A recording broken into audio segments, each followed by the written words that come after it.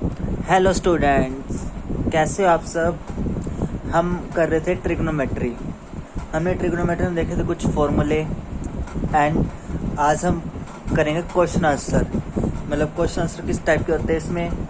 तो question answer करने से पहले हम देखते हैं कि हम जो कल फॉर्मूलेस किए थे उसको रिवाइज करते हैं।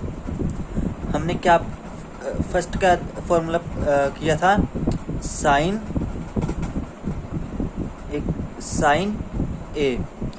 ए किसके इक्वल होता है, परपेंडिकुलर अपॉन हाइपोटेन्यूज। उसके बाद हमने देखा था कॉस ए किसके इक्वल होता है, base upon hypotenuse. Next tan A वो किसके इक्वल होता है, परपेंडिकुलर अपॉन बेस। ऐसे ही कोट ए किसके इक्वल होता है, सेकेंड ए किसके इक्वल होता है, और कोसेकेंड ए किसके इक्वल होगा। हमें पता है कोट किसका ऑपोजिट है, टेन का। तो टेन का बी अपॉन बी है, तो इसका क्या हो जाएगा, बी अपॉन पी, मतलब कि बेस अपॉन परपेंडिकुलर। ऐसे ही सेकेंड ए किसका उल्टा है, कोस का क्या होता है, बेस अपॉन हाइपोटेन्यूज, और इसका क्या हो जाएगा, हाइपोटेन्यूज अपॉन बेस। ऐसे ही कोसेकेंड ए किसका ऑपोजिट होता है, साइन ए का। साइन ए हमारे पास क्या होता है, परपेंडिकुलर अपॉन हाइपोटेन्यूज। इसी तरह इसका उल्टा क्या हो जाएगा, हाइपोटेन्यूज अपॉन परपेंडिकुलर। ओके, चलो हम अपने क्वेश्चंस पे आते हैं। जैसे कि ये हमारे पास क्वेश्चन है, इसमें क्या है, given that tan a is equal to 4/3। तो हमें क्या गिवन है, इसका सॉल्यूशन लिखते हैं। गिवन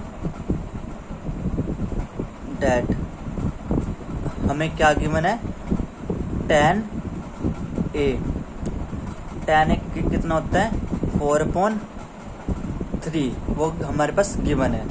तो एज वी नो, मतलब कि हमें पता है, क्या पता है कि tan a किसके इक्वल होता है, परपेंडिकुलर अपॉन बेस। इसका मतलब है 4/3 के इक्वल होगा। मतलब यहाँ से हमारे पास क्या आया, परपेंडिकुलर कितना आया, 4, और बेस कितना आया, 3। तो यहाँ से हम लिख सकते हैं परपेंडिकुलर किसके इक्वल है, 4 के, एंड बेस किसके इक्वल आ गया, 3 के। तो हम इसका डायग्राम बना के देखते हैं।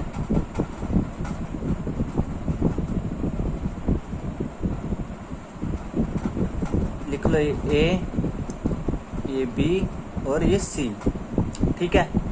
अब हमारा क्या, एंगल ए है, तो ए यहाँ पे हो जाएगा, इसके सामने वाला परपेंडिकुलर, और जो 90 डिग्री के सामने वाला, मतलब सबसे लंबी वो लॉन्गेस्ट साइड होती है, वो क्या होता है, हाइपोटेन्यूज, और एक जो बच गया वो बेस। ओके, तो अब हमें और क्या चाहिए, हमें पता है ये परपेंडिकुलर, तो कितना होगा, 4, और ये कितना है, 3।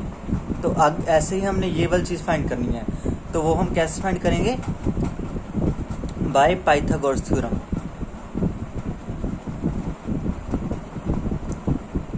पाइथागोरस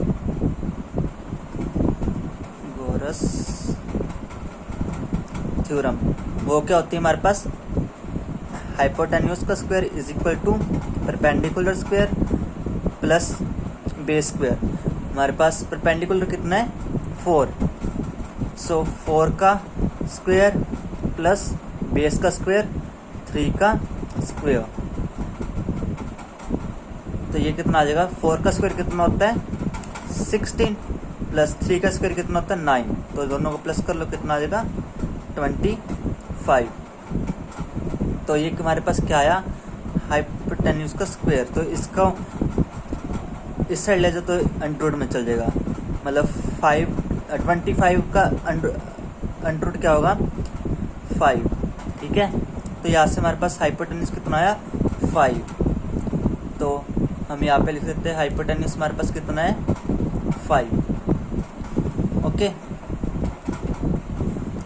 तो हमें क्वेश्चन में क्या पूछा है, find the other trigonometric ratios of angle A के साथ सारी ट्रिग्नोमेट्रिक रेशियो निकालनी है। तो हमें tan ए गिवन है तो बाकी सारी निकालनी है। क्या निकालनी है, साइन ए। साइन हमें पता क्या होता है, परपेंडिकुलर अपॉन हाइपोटेन्यूज। परपेंडिकुलर हमारे पास कितना था 4 और हाइपोटेन्यूज अभी हमने निकाला कितना 5, तो कितना आ जाएगा 4/5। ऐसे ही कोस ए क्या होता है, बेस अपॉन हाइपोटेन्यूज। बेस हमें कितना था 3 और हाइपोटेन्यूज अभी निकाला है 5। ऐसे ही tan ए तो गिवन है, वो निकालने की जरूरत नहीं है। और हमें पता है साइन का ऑपोजिट क्या होता है, कोसिकन ए क्या होता है 1/sin ए।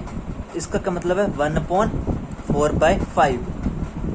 इसको ऑपोजिट कर दो, क्या आ जाएगा 5/4। या फिर हम दूसरा भी निकाल सकते थे। हमें पता है कोसिकन ए किसके इक्वल होता है हाइपोटेन्यूज अपॉन परपेंडिकुलर। तो सीधा ही निकाल लो 5/4 आ जाएगा, ठीक है।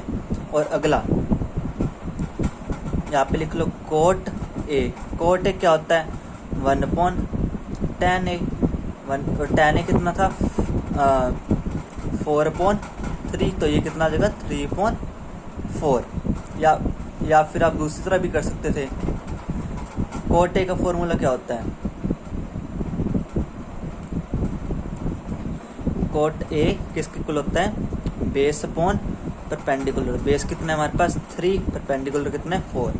चाहे इस तरह कर लो चाहे इस तरह कर लो, दोनों ही मेथड ठीक है। और ऐसे ही अगला हमारे पास एक कौन सा रह गया, साइन भी हो गया, कोसिकन भी हो गया, कोट भी हो गया, कोसिकन भी हो गया, सीकन रह गया है। तो सीकन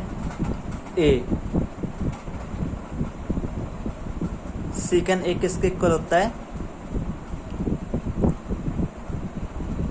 हाइपोटेन्यूज अपॉन बेस। हाइपोटेन्यूज कितना हमारे पास 5 और बेस 3, ठीक है। या फिर हम दूसरा भी निकाल सकते हैं, सीकन ए किसके इक्वल होता है 1/cos ए। और cos से हमारे कितना आया 3/4, तो 3/5। तो इसको उल्टा कर दो